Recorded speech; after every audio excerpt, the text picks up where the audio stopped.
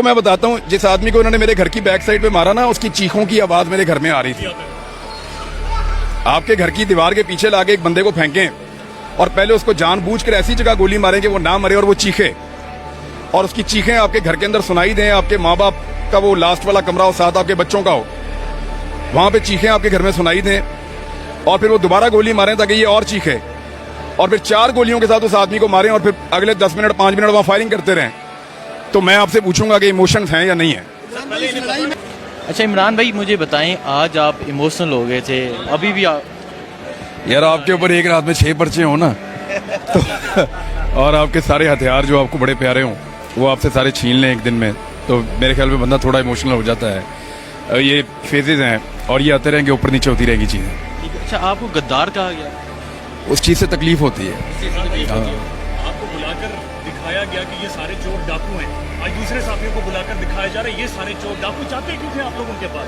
किसके पास? जो दिखाते थे आपको फाइलें। हमें अपने आप को कायल करने में, मैंने आपको उस दिन भी बताया था कि 1 से 1.5 साल लगा हमें। बाकायदा पहले दिन थोड़ी उनकी बात मान ली थी आंखें बंद करके, जैसे आज हो रहा है। ये तो एजेंडा के तहत हो रहा है।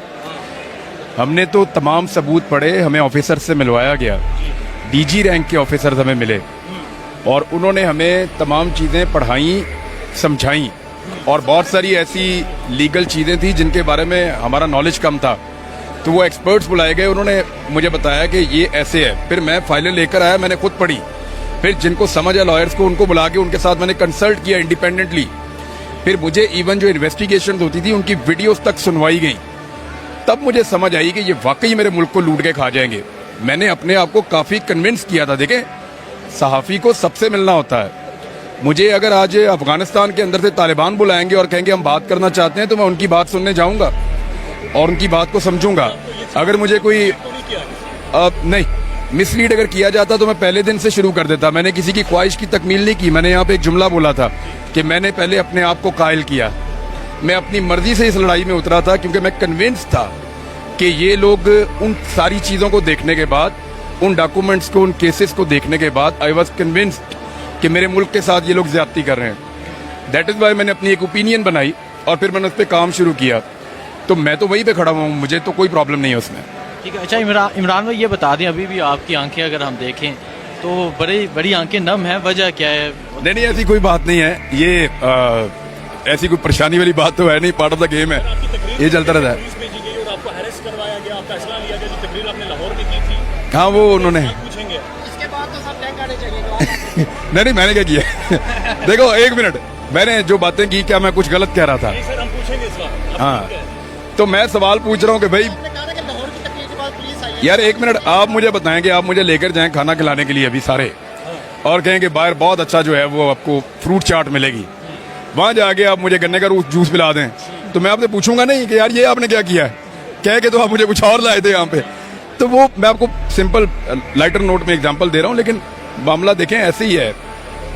और ये सवालात वो हैं जिनके अब जवाब देने पड़ेंगे, और ये सवालात सिर्फ पाकिस्तान के अंदर करप्शन के नहीं हैं, ये पाकिस्तान के दूसरे मुल्कों के साथ ताल्लुकात के साथ भी जुड़े हैं, ये पाकिस्तान की नज़रियाती असास के साथ भी जुड़े हैं, ये पाकिस्तान के नज़रिया के साथ भी जुड़े हुए हैं।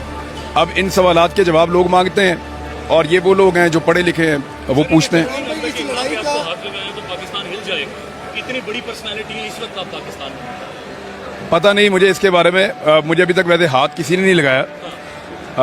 2-4 दफा हाथ डाला लेकिन मैं निकल लिया, बचत हो गई। और कोई ना कोई दोस्त खुद ही बता देता है। फैमिली के साथ इस्लामाबाद आए हैं वैसे? यानी ऑफ द रिकॉर्ड मैं आपको बताता हूँ, नहीं मुझे इसके लिए बुकला ने इनवाइट किया था, that is why I am here. लेकिन मुझे कल एक दोस्त ने फोन किया, उसने कहा खान साहब यू हैव 40 मिनट्स, तो आप निकल जाएं। तो मैंने फिर वहाँ पे उनको हथियार भी अपने दे दिए, लाइसेंस भी दे दिए, मैं मूव नहीं किया वहाँ से। फिर दोबारा शाम को मैसेज आया कि अगेन यू हैव 40 मिनट्स, अब आपके ऊपर रेड मारेंगे। बहरहाल वो नहीं हुआ ऐसा कुछ। अच्छा, मुझे साफियों की जुबान, तेरी जुबान बंद हो सकती है तो कैसे हो जाएगी बंद? मुझे ये बताएं, पाकिस्तान के साथ, पाकिस्तानी कौम के साथ कब तक ऐसा होता रहेगा? देखें, जब तक खेलने वाले खेलते रहेंगे तब तक खेल के रूल्स के ऊपर सवाल उठते रहेंगे, और लोग पूछते रहेंगे कि भाई ये रूल तो ऐसा नहीं था। यानी मैं आपको बताता हूं कि मैंने कोई ऐसी बात नहीं की जहां मैंने तौहीन की हो अपने इदारे की। एक ऐसा जुमला मैंने नहीं बोला जहां मैंने अपने इदारे की तौहीन की हो। लेकिन मेरे इसी मुल्क के अंदर जो साहिब इक़्तिदार लोग हैं उन्होंने बेशुमार ऐसे जुमले बोले हैं जहां पे उन्होंने मेरे मुल्क की तौहीन की है, और उन सारे लोगों में से किसी एक के ऊपर भी इस तरह का मुकदमा नहीं है। मेरे पास 1 दर्जन के करीब FIR हैं अब, तो ऐसा ही है। Thank you.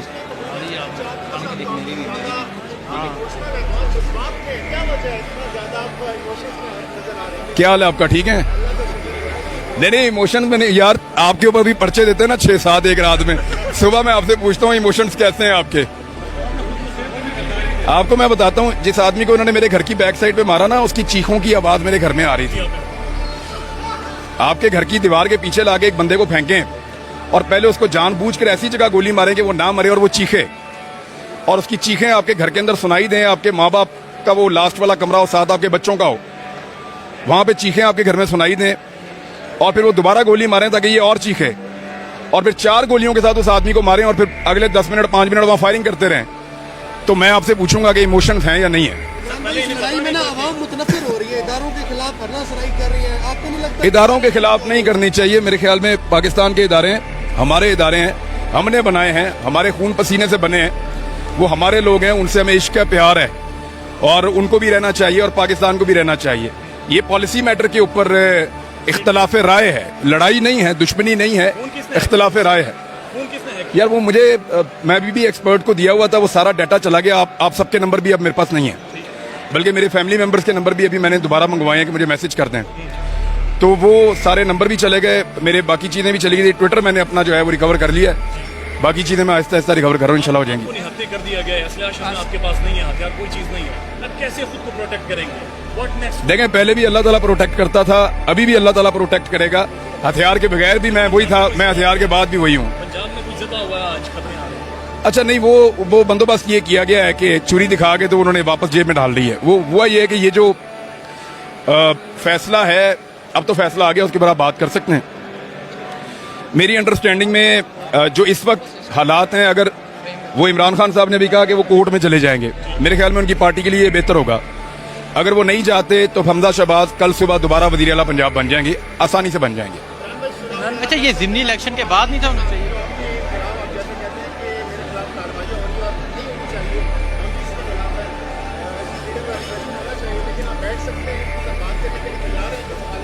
मैं रोज बैठता हूँ, रोज बात करता हूँ, मुझे जब कोई बुलाता है मैं उनके साथ बैठता हूँ, लेकिन सुलह उसके साथ होती है जिससे आपकी लड़ाई हो।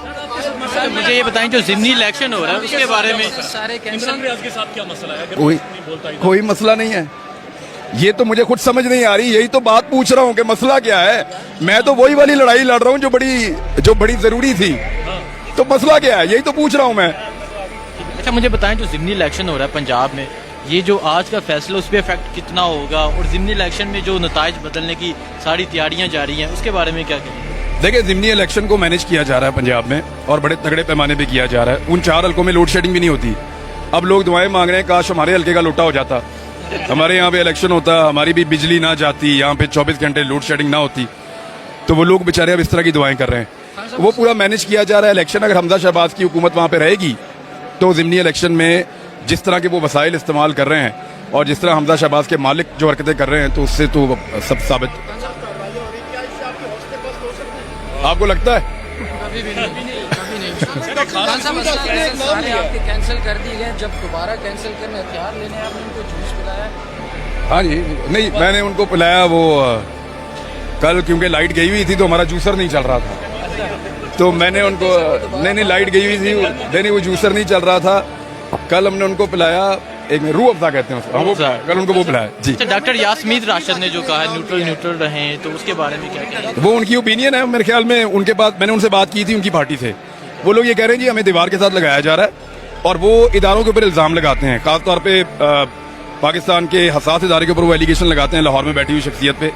तो ये यास्मीन राशिद साहिबा का बड़ा सीरियस एलिगेशन है, इस पे DGI-SPR को जरूर आकर अपना क्लैरिटी देनी चाहिए, और ये 20 हल्के पाकिस्तान के सबसे बड़े इलेक्शन का फैसला करने जा रहे हैं। अगर ये कंट्रोवर्शियल हो जाता है इलेक्शन, और उसकी वजह से कोई इदारा कंट्रोवर्शियल हो जाता है, तो ये पाकिस्तान के मफाद में नहीं है। अगर ये कंट्रोवर्शियल हो जाता है तो आगे जो जनरल इलेक्शन होगा तो वैसे वापस आने की कोशिश कर रहे हैं, एक इश्तिहारी पाकिस्तान में वापस आ रहे हैं, उसके बारे में आपकी क्या राय है? 10 मार्च को आपको मरासले का पता चल गया था, और 17 तारीख को 27 तारीख को खान साहब ने ऐलान किया, सर 10 मार्च से लेकर 27 तक आपने क्या इकदाम किए, आपने क्या कोशिश की ताकि लोगों तक मैं ना हुकूमत में था ना कहीं और। आप वो मेरे वीलॉग्स निकाल लें, उसमें से आप सुन लें, मैं वो कहता रहा हूँ सारा कुछ। सर वो साइफर में एड्रेस कौन है? अशर शरीफ साहब अक्सर मुझे कहते रहते हैं आप मेरी मदद करें, कौन साइफर में एड्रेस है? मेरे ख्याल जिसने मदद की है वही एड्रेस है। यही तो पता कर रहे हो कौन है।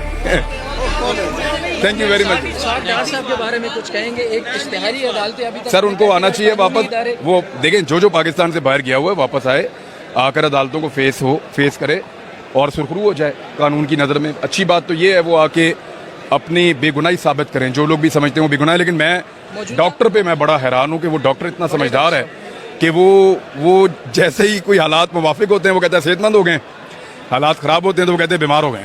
नवाज शरीफ के डॉक्टर जो हैं वो कब कहेंगे कि हालात ठीक हो गए? मियाँ साहब के डॉक्टर इधर हैं, उधर नहीं है। कौन साइफर में एड्रेस है? मेरे ख्याल जिसने मदद की है वही एड्रेस है। यही तो पता कर रहे हो कौन है। Thank you very much. Doctor साहब के बारे में कुछ कहेंगे? एक इश्तिहारी अदालतें अभी तक सर उनको आना चाहिए वापस। वो देखें जो पाकिस्तान से बाहर गया हुआ है वापस आए, आकर अदालतों को फेस करे और सुरखरू हो जाए कानून की नज़र में। अच्छी बात तो ये है वो आके अपनी बेगुनाही साबित करें, जो लोग भी समझते हैं वो बेगुनाह है। लेकिन मैं डॉक्टर पे मैं बड़ा हैरान हूँ कि वो डॉक्टर इतना समझदार है कि वो जैसे ही कोई हालात मुवाफिक होते हैं वो कहते हैं सेहतमंद हो गए, हालात ख़राब होते हैं तो वो कहते हैं बीमार हो गए। नवाज शरीफ के डॉक्टर जो हैं वो कब कहेंगे कि हालात ठीक हो गए? मियाँ साहब के डॉक्टर इधर हैं, उधर नहीं है। तो मैं बताता हूँ, जिस आदमी को उन्होंने मेरे घर की बैक साइड पे मारा ना, उसकी चीखों की आवाज़ मेरे घर में आ रही थी। आपके घर की दीवार के पीछे लाके एक बंदे को फेंकें और पहले उसको जानबूझकर ऐसी जगह गोली मारें कि वो ना मरे और वो चीखे, और उसकी चीखें आपके घर के अंदर सुनाई दें। आपके माँ बाप का वो लास्ट वाला कमरा हो, साथ आपके बच्चों का हो, वहां पे चीखें आपके घर में सुनाई दें और फिर वो दोबारा गोली मारें ताकि ये और चीखे, और फिर 4 गोलियों के साथ उस आदमी को मारें और फिर अगले 10 मिनट 5 मिनट वहां फायरिंग करते रहें। तो मैं आपसे पूछूंगा कि इमोशंस हैं या नहीं है? अच्छा इमरान भाई मुझे बताएं, आज आप इमोशनल हो गए थे, अभी भी आप यार आपके ऊपर एक रात में 6 पर्चे हो ना तो और आपके सारे हथियार जो आपको बड़े प्यारे हों वो आपसे सारे छीन लें एक दिन में, तो मेरे ख्याल में बंदा थोड़ा इमोशनल हो जाता है। ये फेजेज हैं और ये आते रहेंगे, ऊपर नीचे होती रहेंगी चीज़ें। अच्छा आपको गद्दार कहा गया? उस चीज़ से तकलीफ होती है। आपको बुलाकर दिखाया गया कि ये सारे चोर डाकू हैं, आज दूसरे साथियों को बुलाकर दिखाया जा रहा है ये सारे चोर डाकू। जाते क्यों थे आप लोग उनके पास? किसके पास? जो दिखाते थे आपको फाइलें। हमें अपने आप को कायल करने में, मैंने आपको उस दिन भी बताया था कि 1 से 1.5 साल लगा हमें। बाकायदा पहले दिन थोड़ी उनकी बात मान ली थी आंखें बंद करके, जैसे आज हो रहा है। ये तो एजेंडा के तहत हो रहा है। हमने तो तमाम सबूत पढ़े, हमें ऑफिसर से मिलवाया गया, डीजी रैंक के ऑफिसर हमें मिले और उन्होंने हमें तमाम चीज़ें पढ़ाई, समझाई, और बहुत सारी ऐसी लीगल चीज़ें थी जिनके बारे में हमारा नॉलेज कम था। तो वो एक्सपर्ट्स बुलाए गए, उन्होंने मुझे बताया कि ये ऐसे है। फिर मैं फाइलें लेकर आया, मैंने खुद पढ़ी, फिर जिनको समझ है लॉयर्स को उनको बुला के उनके साथ मैंने कंसल्ट किया इंडिपेंडेंटली। फिर मुझे इवन जो इन्वेस्टिगेशन होती थी उनकी वीडियोस तक सुनवाई गई, तब मुझे समझ आई कि ये वाकई मेरे मुल्क को लूट के खा जाएंगे। मैंने अपने आप को काफ़ी कन्विंस किया था। देखें, सहाफ़ी को सबसे मिलना होता है। मुझे अगर आज अफगानिस्तान के अंदर से तालिबान बुलाएंगे और कहेंगे हम बात करना चाहते हैं, तो मैं उनकी बात सुनने जाऊंगा और उनकी बात को समझूंगा। अगर मुझे कोई नहीं मिसलीड अगर किया जाता तो मैं पहले दिन से शुरू कर देता। मैंने किसी की ख्वाहिश की तकमील नहीं की। मैंने यहाँ पे एक जुमला बोला था कि मैंने पहले अपने आप को कायल किया। मैं अपनी मर्जी से इस लड़ाई में उतरा था क्योंकि मैं कन्विंस था कि ये लोग उन सारी चीज़ों को देखने के बाद, उन डॉक्यूमेंट्स को, उन केसेस को देखने के बाद आई वॉज कन्विंस्ड कि मेरे मुल्क के साथ ये लोग ज्यादती कर रहे हैं। दैट इज़ वाई मैंने अपनी एक ओपिनियन बनाई और फिर मैंने उस पर काम शुरू किया। तो मैं तो वहीं पे खड़ा हुआ हूँ, मुझे तो कोई प्रॉब्लम नहीं है उसमें। ठीक है। अच्छा इमरान भाई ये बता दें, अभी भी आपकी आंखें अगर हम देखें तो बड़ी आंखें नम हैं, वजह क्या है? नहीं, ऐसी कोई बात नहीं है। ये ऐसी कोई परेशानी वाली बात तो है नहीं, पार्ट ऑफ द गेम है, ये चलता रहता है। आपको अरेस्ट करवाया गया, आपका फैसला लिया गया, जो तकरीर आपने लाहौर में की थी। हाँ वो उन्होंने पूछेंगे इसके बाद तो सब टैग आने चाहिए। नहीं मैंने क्या किया देखो एक मिनट, मैंने जो बातें की, क्या मैं कुछ गलत कह रहा था? नहीं सर, हम पूछेंगे इस बार। हाँ, तो मैं सवाल पूछ रहा हूँ कि भाई लाहौर की तकरीर के बाद पुलिस आई है। यार एक मिनट, आप मुझे बताएं कि आप मुझे लेकर जाएं खाना खिलाने के लिए अभी सारे, और कहें कि बाहर बहुत अच्छा जो है वो आपको फ्रूट चाट मिलेगी, वहां जाके आप मुझे गन्ने का जूस पिला दें, तो मैं आपसे पूछूंगा नहीं कि यार ये आपने क्या किया है, कह के तो आप मुझे कुछ और लाए थे यहाँ पे। तो वो मैं आपको सिंपल लाइटर नोट में एग्जांपल दे रहा हूँ, लेकिन मामला देखें ऐसे ही है। और ये सवालात वो हैं जिनके अब जवाब देने पड़ेंगे। और ये सवालात सिर्फ पाकिस्तान के अंदर करप्शन के नहीं हैं, ये पाकिस्तान के दूसरे मुल्कों के साथ ताल्लुकात के साथ भी जुड़े हैं, ये पाकिस्तान की नज़रियाती असास के साथ भी जुड़े हैं, ये पाकिस्तान के नज़रिया के साथ भी जुड़े हुए हैं। अब इन सवालात के जवाब लोग मांगते हैं और ये वो लोग हैं जो पढ़े लिखे हैं, वो पूछते हैं। इस लड़ाई का हाथ लगाएं तो पाकिस्तान हिल जाएगा। इतनी बड़ी पर्सनालिटी है इस वक्त आप पाकिस्तान में। पता नहीं मुझे इसके बारे में, मुझे अभी तक वैसे हाथ किसी ने नहीं लगाया। 2-4 दफा हाथ डाला लेकिन मैं निकल लिया, बचत हो गई। और कोई ना कोई दोस्त खुद ही बता देता है। फैमिली के साथ इस्लामाबाद आए हैं या वैसे? यानी ऑफ द रिकॉर्ड मैं आपको बताता हूँ, नहीं मुझे इसके लिए बुकला ने इनवाइट किया था, that is why I am here. लेकिन मुझे कल एक दोस्त ने फोन किया, उसने कहा खान साहब यू हैव 40 मिनट्स, तो आप निकल जाएं। तो मैंने फिर वहाँ पे उनको हथियार भी अपने दे दिए, लाइसेंस भी दे दिए, मैं मूव नहीं किया वहाँ से। फिर दोबारा शाम को मैसेज आया कि अगेन यू हैव 40 मिनट्स, अब आपके ऊपर रेड मारेंगे। बहरहाल वो नहीं हुआ ऐसा कुछ। अच्छा मुझे साफियों की जुबान, तेरी जुबान बंद हो सकती है बता तो कैसे हो जाएगी बंद? मुझे ये बताएं पाकिस्तान के साथ, पाकिस्तानी कौम के साथ ये कब तक ऐसा होता रहेगा? देखें, जब तक खेलने वाले खेलते रहेंगे तब तक खेल के रूल्स के ऊपर सवाल उठते रहेंगे और लोग पूछते रहेंगे कि भाई ये रूल तो ऐसा नहीं था। यानी मैं आपको बताता हूं कि मैंने कोई ऐसी बात नहीं की जहां मैंने तौहीन की हो अपने इदारे की। एक ऐसा जुमला मैंने नहीं बोला जहां मैंने अपने इदारे की तौहीन की हो। लेकिन मेरे इसी मुल्क के अंदर जो साहिब इक़्तिदार लोग हैं, उन्होंने बेशुमार ऐसे जुमले बोले हैं जहां पे उन्होंने मेरे मुल्क की तौहीन की है, और उन सारे लोगों में से किसी एक के ऊपर भी इस तरह का मुकदमा नहीं है। मेरे पास 1 दर्जन के करीब FIR हैं अब, तो ऐसा ही है। Thank you.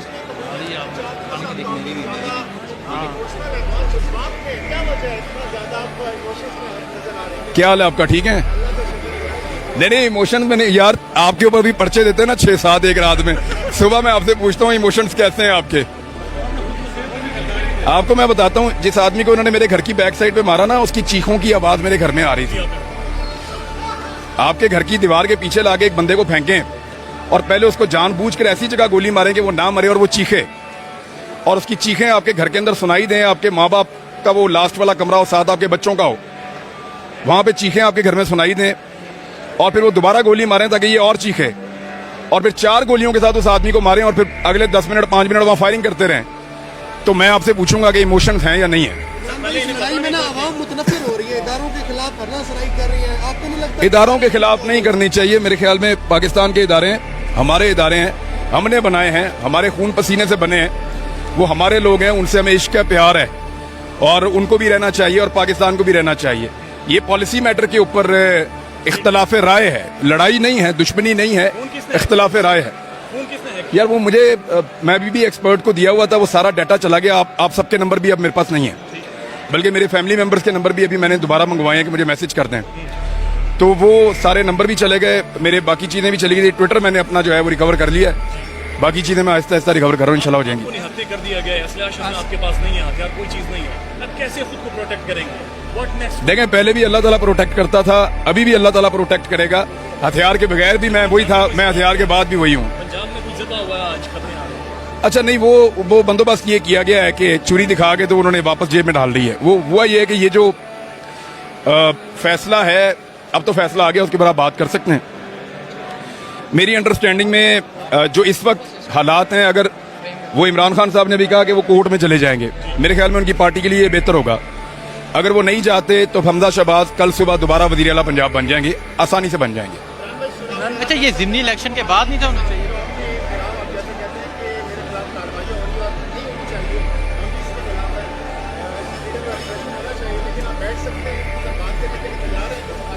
मैं रोज बैठता हूँ, रोज बात करता हूँ, मुझे जब कोई बुलाता है मैं उनके साथ बैठता हूँ, लेकिन सुलह उसके साथ होती है जिससे आपकी लड़ाई हो। सर मुझे ये बताएं, जो ज़िमनी इलेक्शन हो रहा है उसके बारे में सारे इमरान कैंसिल। रियाज के साथ क्या मसला है? अगर कोई नहीं बोलता इधर। कोई मसला नहीं है, ये तो मुझे खुद समझ नहीं आ रही, यही तो बात पूछ रहा हूँ कि मसला क्या है। मैं तो वही वाली लड़ाई लड़ रहा हूँ जो बड़ी जरूरी थी, तो मसला क्या है, यही तो पूछ रहा हूँ मैं। अच्छा मुझे बताएं, जो ज़िमनी इलेक्शन हो रहा है पंजाब में, ये जो आज का फैसला उस पर इफेक्ट कितना होगा, और ज़िमनी इलेक्शन में जो नताइज बदलने की सारी तैयारियां जारी हैं, उसके बारे में क्या कहेंगे? देखिए, ज़िमनी इलेक्शन को मैनेज किया जा रहा है पंजाब में, और बड़े तगड़े पैमाने पे किया जा रहा है। उन 4 हल्कों में लोड शेडिंग भी नहीं होती। अब लोग दुआएं मांग रहे हैं काश हमारे हल्के का लोटा हो जाता, हमारे यहाँ पे इलेक्शन होता, हमारी भी बिजली ना जाती, यहाँ पे 24 घंटे लोड शेडिंग ना होती, तो वो लोग बेचारे अब इस तरह की दुआएं कर रहे हैं। वो पूरा मैनेज किया जा रहा है। इलेक्शन अगर हमजा शहबाज की हुकूमत वहाँ पे रहेगी तो ज़िमनी इलेक्शन में जिस तरह के वो वसाइल इस्तेमाल कर रहे हैं और जिस तरह हमजा शहबाज के मालिक जो हरकतें कर रहे हैं, तो उससे तो सब साबित। आपको लगता है? कभी भी नहीं। खान साहब सारे आपके कैंसिल कर दिए गए, जब दोबारा कैंसिल करने हथियार लेने आपने उनको जूस पिलाया? हाँ जी, नहीं मैंने उनको पिलाया वो कल, क्योंकि लाइट गई हुई थी तो हमारा जूसर नहीं चल रहा था, तो मैंने उनको नहीं लाइट गई हुई थी, नहीं वो जूसर नहीं चल रहा था, कल हमने उनको पिलाया एक रूह अफ़ज़ा कहते हैं उसको, कल उनको वो पिलाया जी। डॉक्टर यास्मीन राशिद ने जो कहा है न्यूट्रल रहें, तो उसके बारे में क्या कहेंगे? वो उनकी ओपिनियन है, मेरे ख्याल में उनके पास, मैंने उनसे बात की थी उनकी पार्टी से, वो लोग ये कह रहे हैं जी हमें दीवार के साथ लगाया जा रहा है, और वो इदारों के ऊपर इल्ज़ाम लगाते हैं, खासतौर पे पाकिस्तान के हसास इदारे के ऊपर वो एलिगेशन लगाते हैं लाहौर में बैठी हुई शख्सियत पे। तो ये यास्मीन राशिद साहिबा का बड़ा सीरियस एलिगेशन है, इस पे DGI SPR को जरूर आकर अपना क्लैरिटी देनी चाहिए, और ये 20 हल्के पाकिस्तान के सबसे बड़े इलेक्शन का फैसला करने जा रहे हैं। अगर ये कंट्रोवर्शियल हो जाता है इलेक्शन और उसकी वजह से कोई इदारा कंट्रोवर्शियल हो जाता है, तो ये पाकिस्तान के मफाद में नहीं है। अगर ये कंट्रोवर्शियल हो जाता है तो आगे जो जनरल इलेक्शन होगा तो वो खान साहब वापस आने की कोशिश कर रहे हैं, एक इश्तिहारी पाकिस्तान में वापस आ रहे हैं, उसके बारे में आपकी क्या राय है? 10 मार्च को आपको मरासले का पता चल गया था और 27 तारीख को खान साहब ने ऐलान किया। सर 10 मार्च से लेकर 27 तक आपने क्या इकदाम किए, आपने क्या कोशिश की ताकि लोगों तक? मैं ना हुकूमत में था ना कहीं और, आप वो मेरे वीलॉग्स निकाल लें, उसमें से आप सुन लें, मैं वो कहता रहा हूँ सारा कुछ। सर वो साइफर में एड्रेस कौन है? अरशद शरीफ साहब अक्सर मुझे कहते रहते हैं आप मेरी मदद करें, कौन साइफर में एड्रेस है? मेरे ख्याल जिसने मदद की है वही एड्रेस है, यही तो पता कर रहे हो कौन है। Thank you very much. Doctor साहब के बारे में कुछ कहेंगे? एक इश्तिहारी अदालतें अभी तक सर उनको आना चाहिए वापस, वो देखें जो पाकिस्तान से बाहर गया हुआ है वापस आए, आकर अदालतों को फेस करे और सुरखरू हो जाए कानून की नज़र में। अच्छी बात तो ये है वो आके अपनी बेगुनाही साबित करें, जो लोग भी समझते हैं वो बेगुनाह है। लेकिन मैं डॉक्टर पे मैं बड़ा हैरान हूँ कि वो डॉक्टर इतना समझदार है कि वो जैसे ही कोई हालात मुवाफिक होते हैं वो कहते हैं सेहतमंद हो गए, हालात ख़राब होते हैं तो वो कहते हैं बीमार हो गए। नवाज शरीफ के डॉक्टर जो हैं वो कब कहेंगे कि हालात ठीक हो गए? मियाँ साहब के डॉक्टर इधर हैं, उधर नहीं है।